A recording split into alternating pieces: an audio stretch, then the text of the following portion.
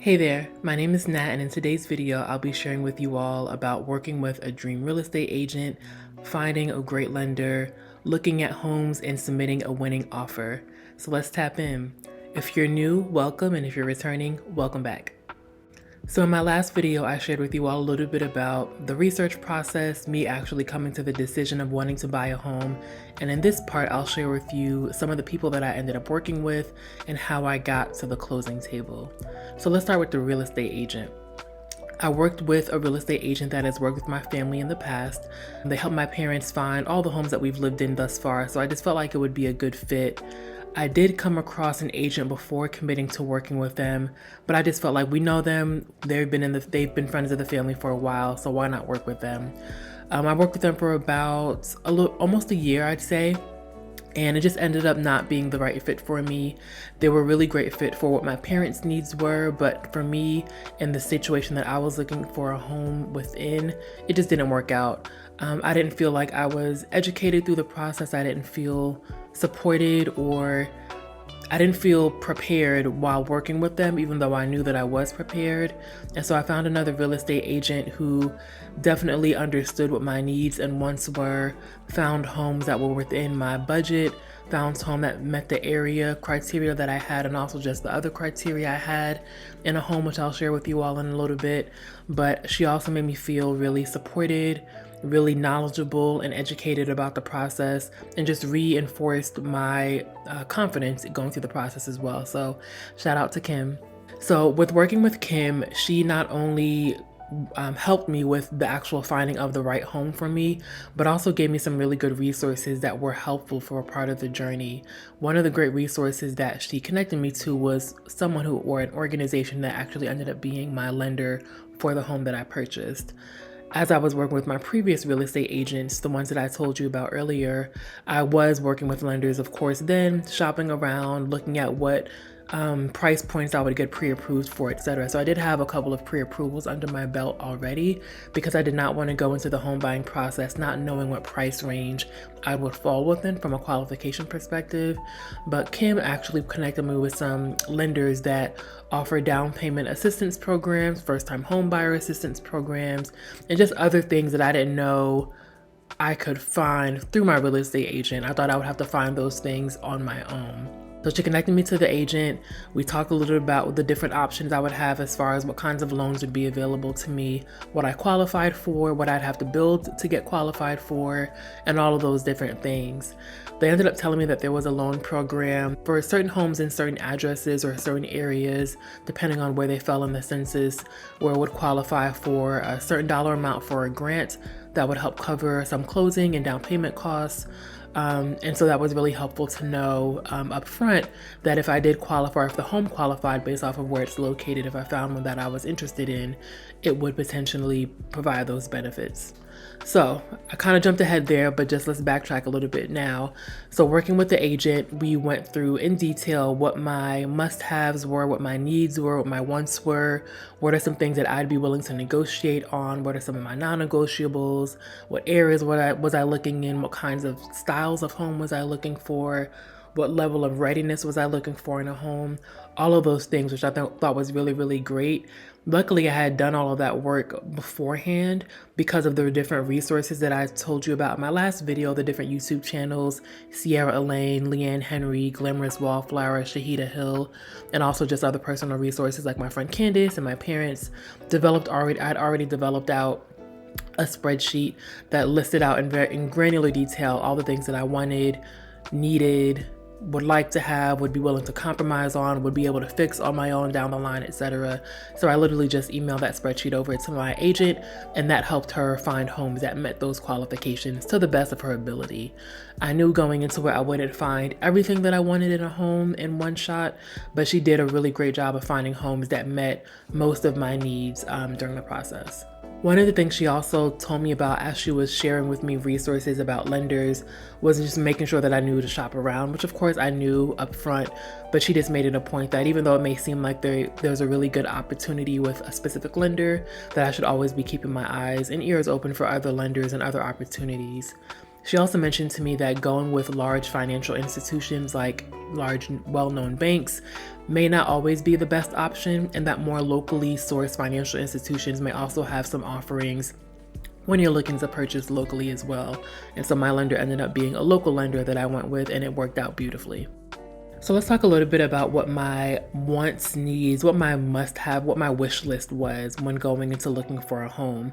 I'm not going to share everything with you all, just, y'all don't need to know everything, but I will share some of the foundational things that I needed to have in a home as I was looking for different properties or looking at different properties. And I'll be looking at my notes just to make sure that I don't miss anything as I'm going through this.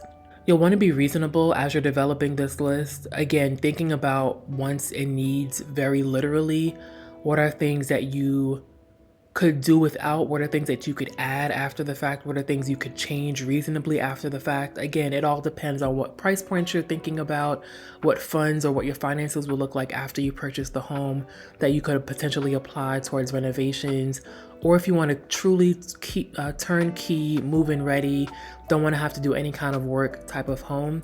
But I knew for the price point that I wanted to stay within, for the area that I was looking in, for the needs that I had on my list, I would have to compromise a little bit. So I made sure to budget for that financially as well to ensure that I didn't feel like I was settling for any property that I looked at. The first thing on my list was safety, and that's always top of mind for me no matter where I live, whether it's been in my previous apartments or just or during this home buying process now. But I wanted to make sure that I lived in a relatively safe neighborhood.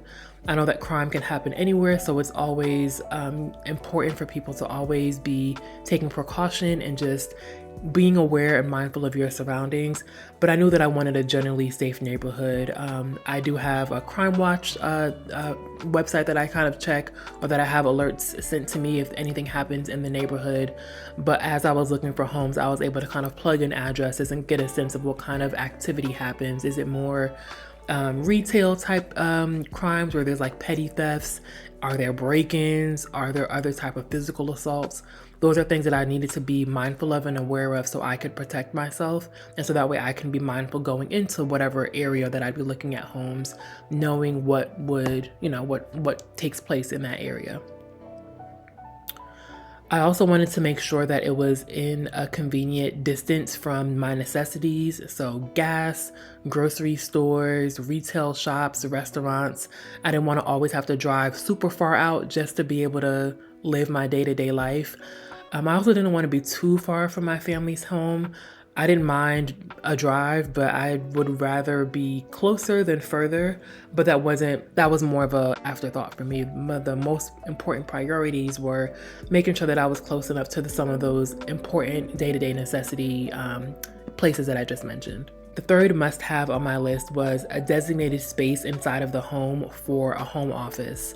I work from home. Technically, I have office space in a downtown area, but I generally work from home and go into the office a couple days out of the week at my leisure. But I definitely wanted to have a space in my home that was designated for work, that was separate from my relaxing area, my sleeping area. When I was living with my parents before finding this home, my bedroom was an entertainment center. It was my sleeping quarters. It was my workout gym center. It was my office space. It was everything and too much. I hated, or I don't want to say hated, but I truly and highly disliked waking up or laying down and trying to relax and seeing my desk and seeing work in front of me all of the time. So I knew that I really wanted to have that level of escape or that level of separation by having a separate space, whether it was a completely separate room or a designated nook in the home that I could do and have as my office.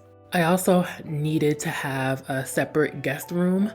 I knew that I have a really big family, and I wanted to always be able to have a home that I could welcome people into, but also have a space where people could stay and not feel rushed out of the home.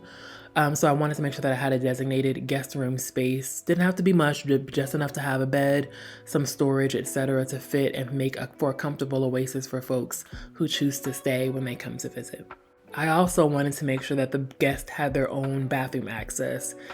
I hope you're starting to tell how much I was craving my own personal space, but I really wanted the guests to be comfortable, but also for me to be comfortable knowing that they wouldn't have to come into my personal space to be able to, shower, wash up, things like that. Next on my list, when we look outside or externally to the home, I wanted to make sure there was minimal yard space or the need for yard maintenance. I'm not a cut the grass girly. I also don't like paying for things that don't need to be paid for. And I just was not interested in a really large lawn, really large yard space. I wanted enough to where, yes, if I wanted to do things on my own, I could, if I mustered up the strength and the patience. But if I did have to pay someone, it wouldn't be an astronomical amount either. I also wanted enough space that I could still go outside and entertain and also relax on my own.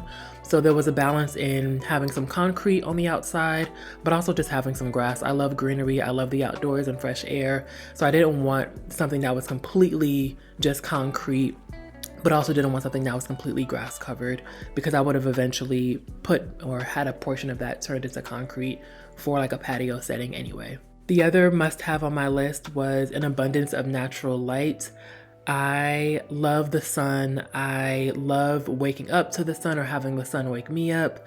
I just love when light pours into my home.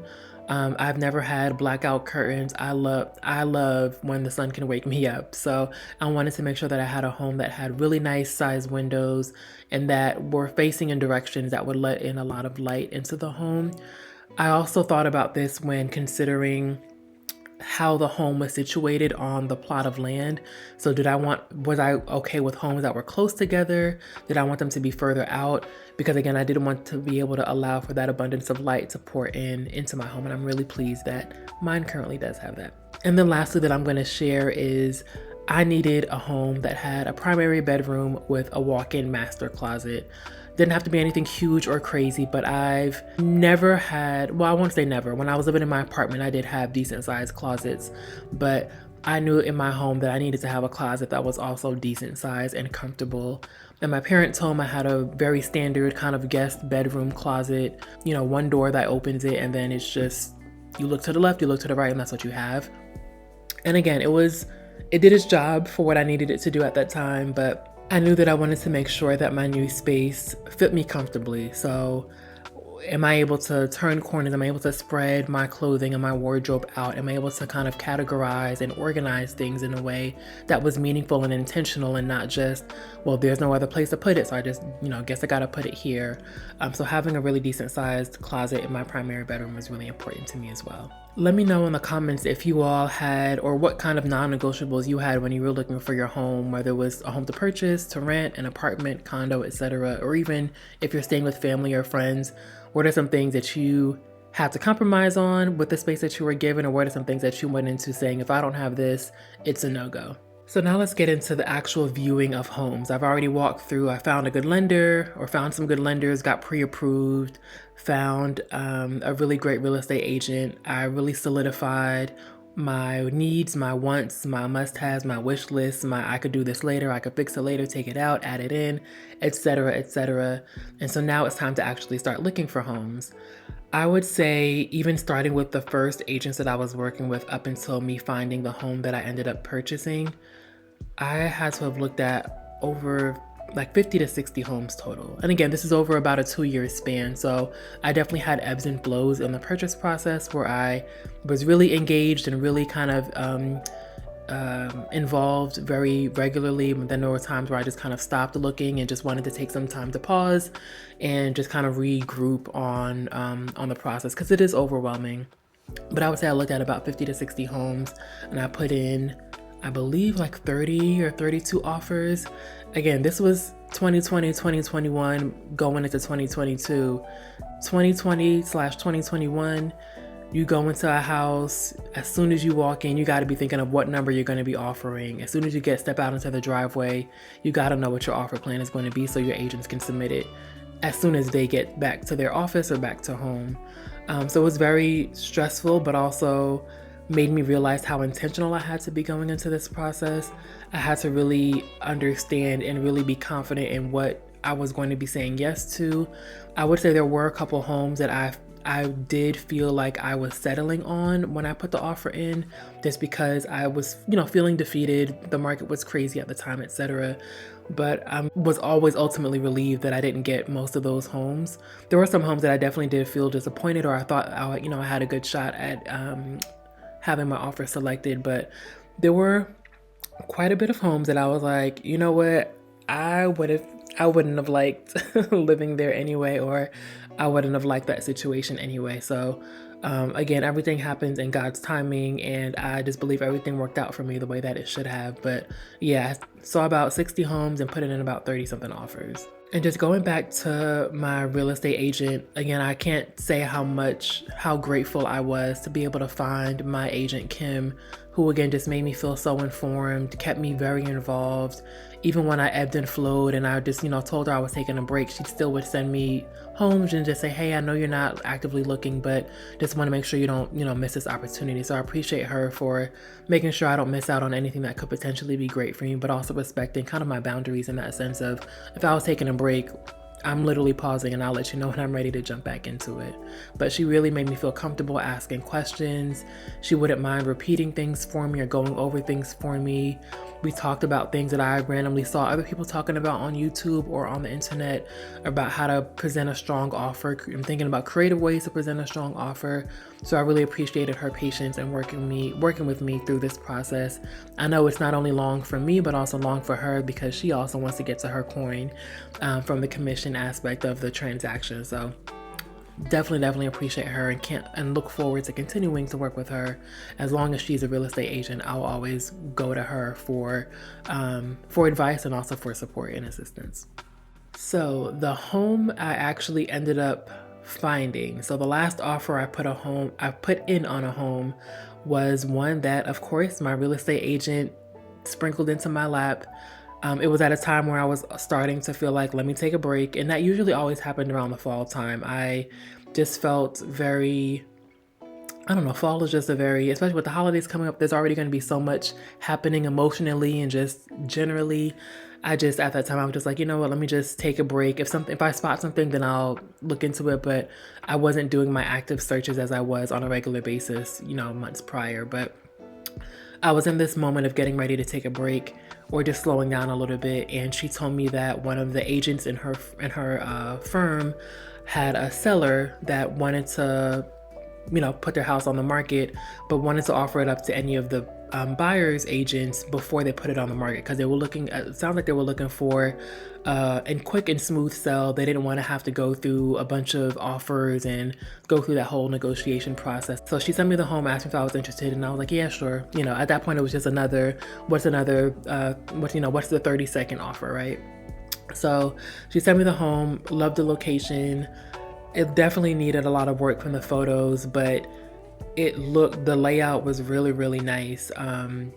It just flowed really nicely, again, for what my needs were. It had most of what I needed from my needs list. I had a lot of things that I wanted on my want list. And it looked nice, it looked decent in the photo. So I was like, all right, let's go take a look. In person, it was a little worse than what the photos looked like. The home definitely needed a lot of TLC. The previous occupants of the home just didn't take care of it. Structurally, the home was in great condition, but it just was just filthy. Things just needed to be updated immensely.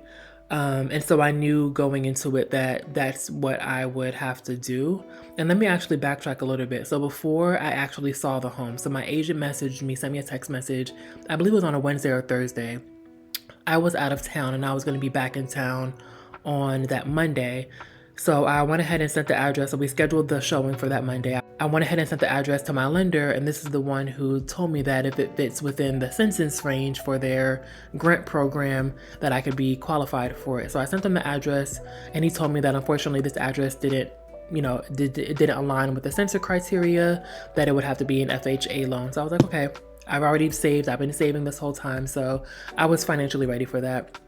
The only thing that worried me was this house needed a lot of work. So I'll put a couple pictures and what some of the befores look like, but I'll save a lot of that for another video when I talk through renovations and updates. But yeah, this house needed some love before I could even step foot in and comfortably sleep here, or even just dwell on a day-to-day basis. So unfortunately, I wasn't going to be qualified for the house, but that was fine. Like I said, I was financially prepared to cover closing and down payment, but I was nervous about how bad the interior was going to be and how much work would be required, because work costs money. So on Monday, the Monday morning that I was going to see the home, I think my appointment for viewing the home was maybe late morning, like 11 a.m. or going into the early afternoon. But the lender messaged me earlier that morning and said, actually, our system's just refreshed and the home now qualifies for that program. Yay! So I was really excited about that, because that meant that I could use the funds that I had saved up and have that go towards any renovations or fix-ups that I would need to do, versus having to cover closing and down payment and then have to figure out what I'm going to do for the renovation. So I felt a lot more confident going into it, knowing that it was going to need some work. But again, I didn't know the extent of the work that was going to need to be done. So I finally saw the home, and it was bad. It definitely looked worse than the pictures, but it was still the same amount of work that I kind of anticipated needing to do based off of the photos. So I still felt good about it. When my parents saw the home, they were not interested because of the level of work that would need to get done inside. But I saw myself in almost all the homes that I saw, but this one, the work just, I don't know, something about it just didn't intimidate me at all. It just felt really good. It just felt really good just being in the space. Again, the way that the occupant had it was very cluttered. So in some areas, it was hard to see like what it could look like or what it would look like with everything empty or vacant. But it just felt like I could do something with this, you know? So saw the home, left, put an offer in, and the next day my offer was accepted. I believe the next day or maybe 2 days after, my offer was accepted, and I was really excited. I didn't have to go over by much, which is great, because again, this home needed some love.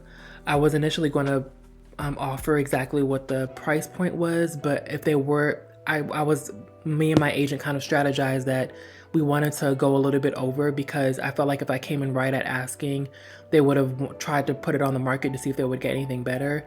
But I also felt like they knew, because of the amount of work that would need to be done, that they probably wouldn't get much.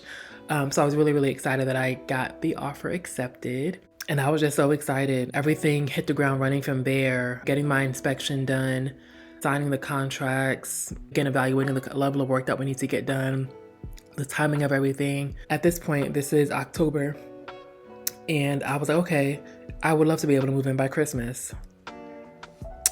Yeah, if y'all know anything about renovations, I'm sure you all know that nothing ever happens in the timeline that you expect. But again, I'll talk about the renovations at another time. Once I knew that my offer was accepted, I just went in, was on a day-to-day conversation with my lender, making sure that underwriting went smoothly, making sure that I got the clear to close, and got to the closing table. So getting the clear to close was actually not harder, but just very frustrating, and not on anything on the lender's part, but there were just some other things on my credit report that I was resolving, that it was the people on the report were making it hard for me to do the right thing so I can get the clear to close. But we essentially eventually ironed all those things out and got it figured and squared away. So it was clear to close, got to the closing table. That went smoothly. Ended up getting the keys the next morning, because I ended up closing end of business day. So I got the keys the next morning, and because I think the seller wanted to get the wire in before they gave me the key. So the wire didn't process that evening, so they got it the next morning. And so everything was good. Got the keys, came straight to the house the next day, and Everything was vacant, so I really got to see what I was working with. Unfortunately, the seller or the occupant had left some things behind. Nothing crazy, but mostly just garbage that I had to clear out that I didn't notice in the final walkthrough before I got to closing. But again, I wasn't too worried about it. We put it in a trash bag and threw it all away. And I started to see like what the space actually looked like, and I was so in love. Again, it was still in filthy, like crazy conditions, but it was really exciting to have the space cleared out so I could see exactly what I was working with. So yeah, this whole process of getting the keys in my hand was very lengthy. Like I mentioned earlier, this whole process from once I made the decision that I wanted to buy a home up until I got the keys was about 2 years, but it was definitely worth all of it. I learned so much, and I'm already excited about what my next home purchase would be like down the line. I'm not in a rush to leave or move with this house, but I know that with my next home, I'm going to be even more prepared. I'm going to be even more informed and go into it with a more experienced perspective, from working with the lender, from working with the real estate agent, working with lenders, various lenders, getting different pre-approvals, looking at so many houses, thinking about what my needs, my wish list items were, the needs, wants, things that I can negotiate or compromise on. Putting in offers, oh my gosh, putting in offers was truly the most stressful thing. Shout out to my friend Candace for warning me up front, because people told me, but they didn't tell me the way that she told me to be emotionally prepared. It was crazy. Like there would be homes where I'd already started looking at the pictures online and putting them into, mocking up designs of how I would make that space my own. But it was emotionally taxing at times during that process. But to finally getting an offer accepted, which is super exciting, going through the underwriting process, getting the clear to close, going to the closing table, or do my walkthrough and then going to the closing table, and then getting my keys. It was the best thing I've done for myself to date. I hope this video was super helpful for you all.